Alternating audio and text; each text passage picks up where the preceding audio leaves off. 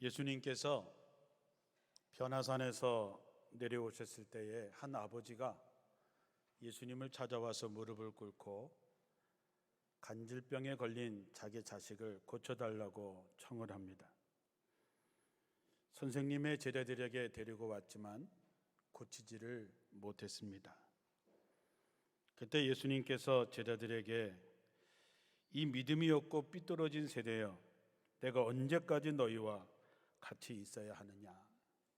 내가 언제까지 너희에게 참아야 하느냐라고 얘기하시고 그 아이를 데리고 오게 하고 귀신을 쫓아내서 그 아이를 고쳐주시죠. 그때 제자들이 좀 창피하기도 했지만 조용히 예수님께 나와서 어찌 우리가 쫓아내지 못했습니까? 이 얘기는 마태복음 10장에 나오는 말씀처럼 예수님께서 그 12 제자들에게 더러운 귀신을 쫓아내고 모든 병과 모든 약한 것을 고치는 권능을 주셨는데 우리가 어떻게 못 쫓아냈습니까? 라고 묻는 것이지요. 그때 예수님께서 너희의 믿음이 작은 까닭이다.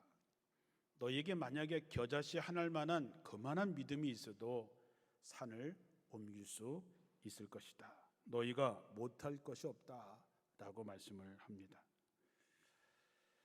예수님께서 왜 이 세대가 이다지 믿으려고 하지 않고 비뚤어졌을까? 내가 언제까지 너희와 함께 살며 이 성화를 받아야 한단 말이냐? 답답해 하시는 예수님을 우리는 오늘 바라보면서 우리는 예수님이 보실 때 믿음이 어떨까? 예수님께서 여러분을 보시면 여러분의 믿음을 어떻게 보실까? 내가 원주에서 이만한 믿음을 본 적이 없다라고 칭찬하실지 아니면 정말 언제까지 내가 너희를 참아야 되고 너희를 기다려줘야 되느냐라는 책망을 듣게 될까? 우리가 어떻게 하면 믿음이 생기고 어떻게 하면 큰 믿음의 사람이 될 수 있을까요? 우리가 어떤 놀라운 체험을 하고 죽을 병에서 고침을 받게 되고 어떤 하나님의 놀라운 역사를 경험하면 큰 믿음이 생긴다고 생각하고 있습니다. 그런데 성경을 보면 제일 불평하고 원망했던 사람들이 나옵니다. 애굽에서 10가지 재앙 속에서 머리털 하나 상하지 않도록 지켜주시고 홍해를 갈라서 건너가게 하시고 바위에서 샘이 터지고 쓴물이 단물이 되고 만나와 메추라기를 날마다 보내주시고 낮에는 구름 기둥으로 밤에는 굴 기둥으로 정말로 헤아릴 수 없는 기적 같은 일을 매일매일 경험했던 이스라엘 백성들이 뜻밖에도 가장 불평과 원망을 많이 했던 믿음이 적은 사람들이었습니다. 예수님의 제자들은 어땠습니까? 예수님과 3년 동안이나 함께 먹고 마시고 자고 예수님의 말씀을 직접 들었고 예수님이 행하셨던 수많은 기적들을 매일매일 목격했을 텐데 그런 제자들의 믿음이라고 하는 것도 예수님께서 십자가에 달리실 때에 다 도망치고 마는 그 정도의 수준이었다라고 생각할 때에 굉장히 당혹스럽기도 합니다.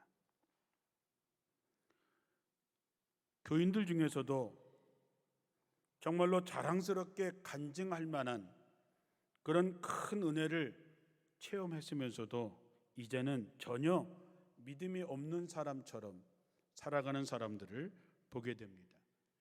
또한 누구보다도 성경적인 지식이 뛰어나지만 실제 그의 삶에서 그냥 그가 성경을 아는 게 많은 것이지 성경이 그의 삶에 전혀 영향을 주고 있지 않아서 안타까운 경우도 종종 보게 됩니다.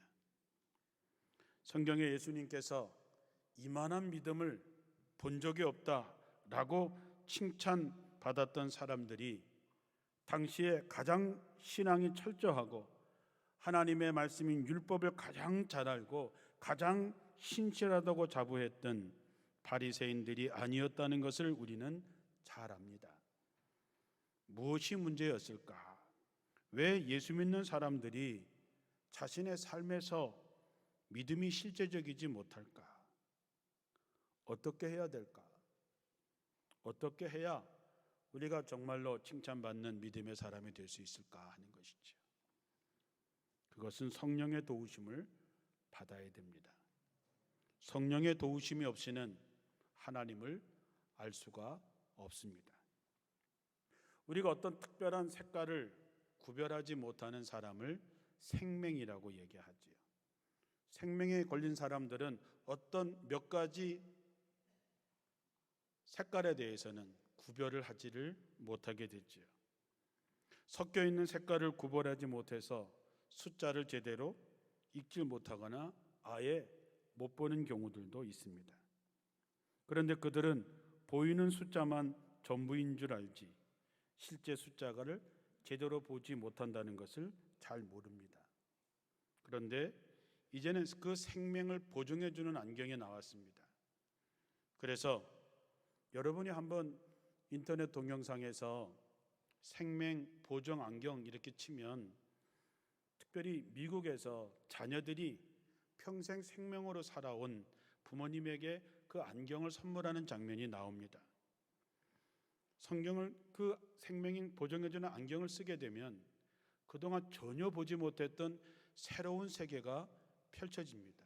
흑백으로 보였던 세상이 칼라로 보이게 되는 것이지요. 자기가 보지 못했던 숫자를 보게 되는 것이죠. 자기가 21이라고 읽었던 숫자가 27이라고 하는 것을 알게 됩니다. 자기가 33이라고 봤던 그 숫자가 실제로는 38이었다라고 하는 것을 알게 되지요. 그런데 잘못 살아왔던 어둠 속에 살아왔던 자신들의 삶을 돌아보면서 그들은 감동을 받고 눈물을 흘리게 되지요. 우리가 성령 충만할 때 느끼는 감동과 비슷한 것이지요. 우리가 성령을 받게 되면 이런 세상이 있었구나. 내가 알던 세상, 내가 전부라고 생각했던 세상이 다가 아니구나 라고 하는 것을 깨닫게 됩니다. 내가 그동안 엉뚱한 답을 손에 쥐고 고집하며 살았구나. 내 눈에 보이는 대로 고집하고 살았던 자신의 삶에 후회되는 일을 생각하게 됩니다. 마치 사도 바울이 그랬던 것처럼 자신이 얼마나 잘못된 사람이었는지를 깨닫게 되지요. 사도 바울은 나는 죄인 중에 괴수라고 그렇게 고백했습니다. 왜 유대인들이 평생을 기다렸는데 정말 메시아로 오신 예수님을 십자가에 못 박아 죽였을까? 간단하게 말하면 알지 못했기 때문입니다. 모르면 그럴 수밖에 없는 것이죠. 보이지 않는데, 들리지 않는데, 모르는데 어떻게 할 수 있겠습니까? 성경의 말씀대로 너희가 듣기는 들어도 깨닫지 못하겠고 보기는 보아도 도무지 알지 못하는도다. 우리가 인생을 살면서 알지 못해서 보지 못해서 저지르게 되는 수많은 죄와 실수가 얼마나 많을까요? 언젠가 우리가 우리의 인생을 찬찬히 돌아보게 되면 그때 내가 그때 알았었더라면, 내가 그때 진작에 깨달았었더라면 그렇게 하지 않았을 텐데 가슴치며 후회할 일들이 많아질 것입니다. 고린도전서 2장 8절 이하에 세상의 통치자들 가운데 하나님을 아는 지혜를 가진 사람이 하나도 없습니다. 그들이 알았었더라면 영광의 주님을 십자가에 못 박지는 않았을 것입니다. 눈으로 보지 못하고 귀로 듣지 못한 것들, 사람의 마음에 떠오르지 않은 것들은 하나님께서 자기를 사랑하는 사람들에게 마련해 주십니다. 하나님께서는 성령을 통해서 이러한 일들을 우리에게 계시해 주십니다. 성령은 모든 것을 살피시니 곧 하나님의 깊은 경륜까지도 살피십니다. 사람 속에 있는 그 사람의 영이 아니고서야 누가 그 사람을 알 수 있겠습니까? 이와 같이 하나님의 영이 아니고서는 아무도 하나님의 생각을 깨달을 수 없습니다. 우리 신앙생활의 실패의 원인이 뭐냐? 우리의 믿음의 문제가 뭐냐? 성령 충만하지 못하기 때문이라는 것이죠. 왜냐하면 하나님의 영이 아니고서는 하나님의 생각을 깨달을 수 없기 때문입니다. 우리가 성령의 도움을 받지 못해서 알지 못하는데, 깨닫지 못하는데, 할 수 있는 힘이 없는데 우리가 뭘 하겠습니까? 우리가 성령 받지 못하고 성령 충만하지 못한 열심을 내면 낼수록 우린 더 많은 잘못과 죄를 저지를 수밖에 없는 것이죠. 그런데 주님이 말씀하십니다. 제자들에게 말씀하셨습니다. 예루살렘을 떠나지 말고 내게 들은 바 아버지께서 약속하신 것을 기다려라. 하나님께서 약속하신 것, 바로 그 성령을 기다리라고 얘기하는 것이죠. 누가복음 11장 13절에는 너희가 악한 자라도 자식에게 좋은 것으로 줄 알거든 하물며 하늘에 계신 너희 아버지께서 구하는 자에게 성령을 주시지 않겠느냐 말씀했습니다. 자, 성령은 하나님의 약속입니다. 어떤 약속? 구하는 자에게 주시겠다고 약속하셨습니다. 성령은 누구에게나 다 주십니다. 성령은 하나님의 약속입니다. 그러므로 성령을 사모하고 구하면 주신다고 했으니까 여러분이 성령을 사모하시고 성령을 구하셔서 성령 받기를 주님의 이름으로 축원합니다. 꼭 성령 받아야 합니까? 이렇게 물으시는 분도 계실 것입니다. 이런 일이 있었습니다. 요한 웨슬리 목사님께서 성령 받고 나서 강력한 영향력을 끼친다라는 소문이 있자 옥스퍼드 대학교 교수들이 예배 시간에 웨슬리 목사님을 초청해서 설교를 듣게 되었습니다. 그때 웨슬리 목사님의 설교 제목이 성령 충만함을 받으시오라는 제목이었습니다. 그런데 영국의 최고의 석학들이었던 교수들이 성령 받으라고 하는 그런 설교 제목에 못마땅한 표정을 짓고 앉아 있는 것을 보게 됩니다. 웨슬리 목사님께서 물러서지 않고 말씀을 전합니다. 여러분, 예수님의 제자들은 예수님을 만났고 예수님과 3년 동안 먹고 마시고 예수님의 말씀을 들었고 예수님의 기적을 보았습니다. 그런데도 불구하고 예수님께서 제자들에게 성령 받으라고 말씀했습니다. 예수님의 제자들이 예수님의 말씀에 따라서 예루살렘에 머물며 성령이 임하기를 기다렸고 오순절 성령 충만함을 받은 다음에 그들은 완전히 변화되었습니다. 그들이 설교할 때마다 3,000명이 회개하는 역사가 일어났습니다. 자, 옥스퍼드 교수 여러분, 여러분은 예수님을 직접 만난 적이 있습니까? 여러분은 예수님과 식사 한번 하신 적이 있습니까? 예수님의 기적을 직접 본 적이라도 있습니까? 예수님과 함께 먹고 마시고 기적을 목격했던 제자들도 성령이 임해서 권능을 받은 다음에야 영혼을 건질 수 있었다면 하물며 여러분들이야말로 성령 충만함을 받아야 쓰임 받을 수 있지 않겠습니까? 웨슬리 목사님의 설교를 들은 교수들이 깨졌습니다. 그리고 옥스퍼드 대학의 성령 운동이 일어났다는 얘기죠. 우리는 어떻습니까? 예수님의 제자들도 그러했는데 우린 더욱 성령 충만을 위해서 사모하고 기도하며 성령 충만해져야 되지 않겠습니까? 우리가 예수 그리스도를 구주로 영접하고 구원의 확신을 갖는 순간 우리에게 성령이 오셔서 주를 그리스도라고 고백하게 합니다. 우리는 그것을 성령 세례라고 얘기하죠. 성령 충만이라고 하는 것은 그 내 안에 계신 성령께서 온전히 나를 사로잡고 나를 지배해서 나를 강력하게 인도하는 상태를 우리는 성령 충만이라고 얘기합니다. 충만이라고 하는 말은 가득 차 있다라고 하는 얘기죠. 사람은 뭔가로 가득 차야 살 수 있습니다. 마음을 비운다라고 하지만 사람은 비움으로 살아갈 수 없습니다. 뭔가로 채워야지요. 어떤 사람은 돈이 충만한 것을 자기 인생의 목표를 삼은 사람은 온통 돈 생각하고 무엇을 해도 다 돈만 생각하고 돈의 지배를 받게 되지요. 출세와 권력을 생각하는 사람은 출세를 위해서, 권력을 위해서 그는 모든 것을 걸게 되어 있습니다. 하지만 우리는 돈도 아니고 세상의 어떤 권력도 아니라 오직 성령 충만하게 있다면 우리는 성령의 인도하심을 받게 되고 그리고 하나님의 뜻을 이루게 됩니다. 성령 충만은 하나님의 말씀이 내 머리에서 가슴으로 내려오는 것입니다. 그래서 웨슬리 목사님께서 이상하게 내 마음이 뜨거워졌다라고 얘기를 하죠. 깨닫는 것입니다. 경험하는 것이지요. 이론이 아니라 실제가 되는 것이지요.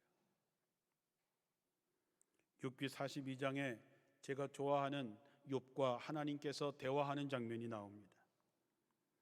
욥이 하나님께 이렇게 얘기합니다. 주님께서는 못하시는 일이 없으시다는 것을 이제 저는 알았습니다. 주님의 계획은 어김없이 이루어진다고 하는 것도 이제 저는 깨달았습니다. 주님, 잘 알지도 못하면서 감히 주님의 뜻을 흐려놓으려고 한 자가 바로 저인 줄 깨닫습니다. 깨닫지도 못하면서 함부로 말을 하였습니다. 주님께서 말씀하시죠. 그래, 자 이제는 내가 물을 테니까 네가 대답을 해봐라. 그때 욥이 다시 얘기합니다. 이제 주님이 어떤 분이라는 것을 지금까지는 제가 귀로만 들었습니다. 그러나 이제 제가 제 눈으로 주님을 뵙습니다. 그러므로 저는 제 주장을 거둬들이고 티끌과 잿더미 위에 앉아서 회개합니다. 귀로만 듣던 하나님을 눈으로 보는 것이지요. 이게 성령 충만한 상태를 말하는 것입니다.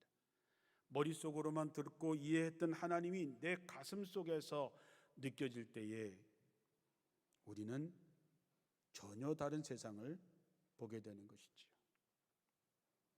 사랑하는 성도 여러분, 성령을 구하시기를 주님의 이름으로 축원합니다. 성령의 도우심 없이 우리는 아무것도 아닙니다. 알지 못하고 깨닫지 못하고 하는 모든 일은 열심히 하면 할수록 죄만 쌓일 뿐입니다. 나더러 주여 주여 한 자가 천국에 들어가는 것이 아니라 아버지의 뜻대로 행한 자라야 들어갈 수 있다 했습니다. 아버지의 뜻은 성령의 도우심을 받아야만이 알 수 있고 성령의 도우심이 있어야만이 아버지의 뜻을 행할 수 있게 되는 것이죠. 성령을 받게 되면 사람이 달라집니다. 변화되는 것이죠. 실제의 삶이 달라집니다.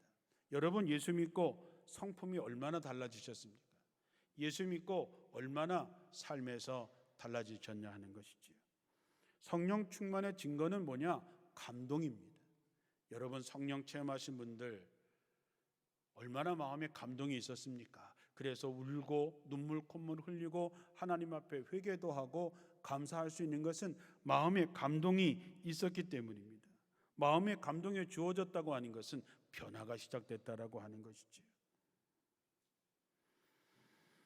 웨슬리 목사님이 이상하게 내 마음이 뜨거워졌다라고 하는 성령 충만을 경험하고 나서 목회가 완전히 달라졌습니다. 그동안은 열심과 의지를 가지고 신앙생활할 때는 목회에 열매가 별로 없었지만 성령의 감동을 받고 나서 웨슬리 목사님은 목회의 열매가 맺어지기 시작한 것이지요. 사도행전 1장 8절에 성령이 너희에게 내리시면 너희는 능력을 받게 되고 예루살렘과 온 유대와 사마리아에서 그리고 땅끝까지 이르러 내 증인이 되리라 했습니다. 성령이 우리에게 임하게 되면, 성령이 우리에게 내리시게 되면 우리는 능력을 갖게 됩니다. 능력이 무엇입니까? 달라질 수 있는 힘입니다. 변화될 수 있는 힘이지요. 성령의 인도하심을 따라 살아갈 수 있는 힘입니다. 그래서 우리는 하나님의 증인이 되는 삶을 살아갈 수 있게 되는 것이죠. 우리의 삶이 힘든 것은, 우리 신앙생활이 어려운 것은 없어서가 아니라 하나님의 은혜를 잊어버렸기 때문입니다. 성령 충만한 삶에는 감동이 있습니다. 하나님의 은혜를 날마다 경험하게 됩니다. 세상의 어떤 것보다도 성령의 인도하심에 따라서 주님과 더 가까워지는 삶을 선택하고 살아가게 되면 삶의 변화가 되고 나로 말미암아 가정이 변하고 교회가 변하고 세상이 변화되는 것이죠. 1904년에 영국 웨일즈에 영적 부흥 운동이 일어났습니다. 성령의 역사가 나타나는 모든 현상은 어느 나라나 다 비슷합니다. 교회마다 사람들이 변화되고 교회가 큰 부흥이 임했다는 소문이 나기 시작했습니다. 그러자 평소에 교회 나가지 않던 한 보석 가게를 경영하는 한 상인이 도대체 뭐가 어떤 일이 생겼길래 이런 소식이 들리나 하면서 교회에 나가보았습니다. 교회 예배에 참석했지만 들려오는 소문과는 달리 교인들이 예전에 비해서 찬송을 더 크게 부르고 기도하면서 우는 것 외에 어떤 마음에 감동을 시킬 만한 그 어떤 것도 없었습니다. 그래서 그 상인은 부흥이라고 하는 것이 별것 아니구나, 성령이라고 하는 것이 별것 아니구나 생각하고 교회에 갈 마음이 사라졌습니다. 그런데 며칠 후에 가게에 한 젊은이가 찾아왔습니다. 그리고 자기가 얼마 전에 이 보석 가게에서 보석을 훔쳤습니다 라고 자백하고 훔친 보석을 내놓았습니다. 그리고 용서를 구했습니다. 상인이 깜짝 놀라서 어떻게 이런 결심을 하게 됐느냐고 물었더니 그 청년이 하는 말이 성령께서 내 마음에 회개하라, 그리고 배상하라, 그리고 용서를 구하라고 말씀하셔서 이렇게 찾아왔다라고 얘기하는 것이죠. 상인은 청년의 말에 큰 감동과 큰 충격을 받았습니다. 그래서 그는 구경꾼이 아니라 예배자로서 다시 예수 그리스도를 영접하게 되었다는 얘기죠. 사랑하는 성도 여러분, 성령의 감동이 오면 우리의 삶이 이렇게 변화됩니다. 잘못된 것에 대해서 회개할 수 있습니다. 용서를 구할 수 있습니다. 원수를 사랑할 수 있게 되는 것이지. 성령이 그렇게 인도하시기 때문입니다. 성령의 행함이 성령의 능력에 따라가게 되면 마지막으로 열매를 맺게 됩니다. 마태복음에 보면 나무에 대한 얘기가 나오죠. 나무가 좋고 열매도 좋다고 하든지 나무가 좋지 않고 열매도 좋지 않다 하든지 하라. 그 열매로 그 나무를 알 수 있다. 마태복음 7장 20절에는 그들의 열매로 그들을 알 수 있다 그랬습니다. 여러분, 여기 서 있는 제가 목사든 장로님이든 권사님이든 예수를 수십 년 믿었던 그 어떤 것보다도 중요한 그 사람의 진짜 모습은 뭐냐? 그에게서 맺는 열매를 보아서 알 수 있는 것이지요. 사람은 무엇을 심든지 그대로 거두게 되어 있습니다. 그러니 자신의 삶의 열매는 자기가 어디에 뿌리를 두고 사는가에 달려 있는 것입니다. 갈라디아서 5장에 보면 성령의 열매가 나오지요. 그 전에 16절에 이런 얘기가 나옵니다. 여러분은 성령께서 인도해 주시는 대로 살아가십시오. 그러면 육체의 욕망을 채우려 하지 않을 것입니다. 육체의 행실은 훤히 드러난 것들입니다. 음행과 더러움과 방탕과 우상숭배, 마술과 원수매점, 다툼과 시기와 분냄, 분쟁, 분열, 파당, 질투와 술취함, 흥청망청, 먹고 마시는 노름, 그와 같은 것들입니다. 내가 전에도 여러분에게 경고했지만 이제 또다시 경고합니다. 이런 짓을 하는 사람들은 하나님의 나라를 상속받을 수 없습니다. 그러나 성령의 열매는 사랑과 기쁨과 화평과 인내와 친절과 선함과 신실과 온유와 절제입니다. 이런 것들을 막을 법이 없습니다. 그리스도 예수께 속한 사람들은 정욕과 욕망과 함께 자기 육체를 십자가에 못 박았습니다. 이제 우리는 성령으로 삶을 얻었으니 우리는 성령이 인도해 주심을 따라 살아갑시다. 성령의 열매라고 하는 것은 내 안에 성령이 계실 때 맺을 수 있는 것이지요. 성령이 내 안에 충만하다고 하는 표시가 뭐냐? 내 삶을 통해서 성령의 열매를 맺는 것입니다. 내가 성령을 얘기하고 성령 충만을 얘기하지만 내게서 맺는 것이 육체의 행실에서 얻어지는 그런 것들이라고 한다면 그의 성령은 가짜겠지요. 우리 안에 있는 성령이 실제가 되어서 나타나는 것이 성령의 열매입니다. 사랑하는 성도 여러분, 성령의 열매는 성품의 열매이기도 합니다. 성품이라는 것은 눈에 보이지 않는 사람의 됨됨이를 말하는 것이지요. 성령의 열매는 이 세상의 법이나 이 세상의 윤리나 이 세상의 도덕 관습 어디에도 전혀 거리낌이 없습니다. 잘못된 것이 없습니다. 완벽한 것들이 있죠. 우리의 신앙의 연륜이 깊어지면 깊어질수록, 우리의 직분이 중요하면 깊어질수록 우린 더욱더 하나님을 더욱더 깊이 알고 신앙생활에 정말로 진한 뚝배기 맛 같은 신앙의 열매들을 거둘 수 있어야 됩니다. 예전에 선배 목사님들이 예수 믿는다고 사람 변하지 않더라, 예수 믿어도 다 자기 성질대로 믿더라, 사람은 죽기 전에 안 변한다, 명심해라고 들었습니다. 어떤 목사님은 우리들에게 집 팔아서 헌금한 사람은 봤어도 자기 성질을 뽑아 바친 사람 본 적이 없다라고 얘기했습니다. 그러나 저는 그때나 지금이나 그 말에 동의하지 않습니다. 저는 고린도후서 5장 17절에 나오는 말씀처럼 누구든지 그리스도 안에 있으면 새 좋은 피조물이라, 이전 것은 지나갔으니 보라 새 것이 되었도다. 저는 사람이 변할 수 있다고 믿습니다. 어떻게? 자기 노력에 의해서가 아니라 성령 충만하면 변합니다. 변해야 당연한 것이지요.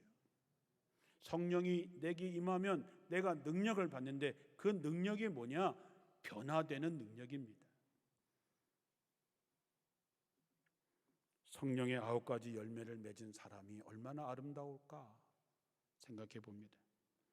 여러분이 이 성령의 9가지 열매 중에서 몇 가지나 열리고 있는지 한번 돌아보십시오. 우리가 성령이 충만하면 충만할수록 우리 안에 계신 성령이 우리의 삶을 이끌어 가시고 그분이 우리의 삶을 통해서 그 열매로 모습을 드러내십니다. 사랑하는 성도 여러분, 성령 충만을 위해서 정말 사모하시고 기도하시고 성령 충만으로 새로운 피조물이 되어서 정말로 선한 영향력을 모든 일에게 끼칠 수 있는 성령의 사람들이 되시기를 주님의 이름으로 축원합니다.